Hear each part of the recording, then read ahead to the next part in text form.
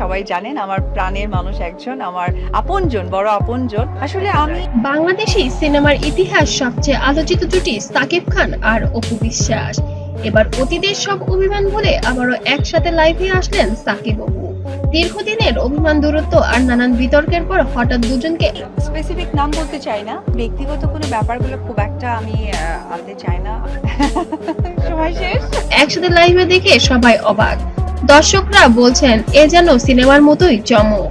এক সময় তাদের ব্যক্তিগত সম্পর্ক আর সিনেমার কেমিস্ট্রি দুটোই ছিল সমান আলোচিত, তবে সেই সম্পর্ক ভেঙে দিয়ে তৈরি হয়েছিল দূরত্ব, তৈরি হয়েছিল অভিমান। অনেক বছর ধরেই একই ফ্রেমে দেখা মেলেনি তাদের, কিন্তু সম্প্রতি ফেসবুক লাইভে হঠাৎ দেখা যায় সাকিব আমার একটা জায়গায় আমি একটা মা, আমার সন্তানের যেটা বেটার সেটাই আমি করব, তাই না?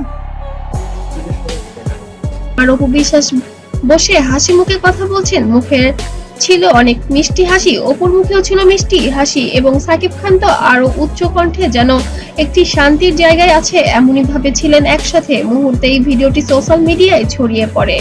এটা কি শুধু অতীত ভুলে নতুন শুরুর বার্তা, নাকি অন্য কিছু? লাইভে সাকিব খানকে প্রশ্ন করা হলে তিনি হেসে উত্তর দেন, অভিমান থাকতেই পারে, তবে আমরা সব ভুলে গিয়ে এগিয়ে যেতে চাই। অপুর কণ্ঠ শোনা যায় একই সুর, আব্রাহামের জন্য হলেও আমাদের ইতিবাচক থাকতে হবে। এই কয়েকটি লাইনই ভক্তদের হৃদয় ছুঁয়ে গেছে।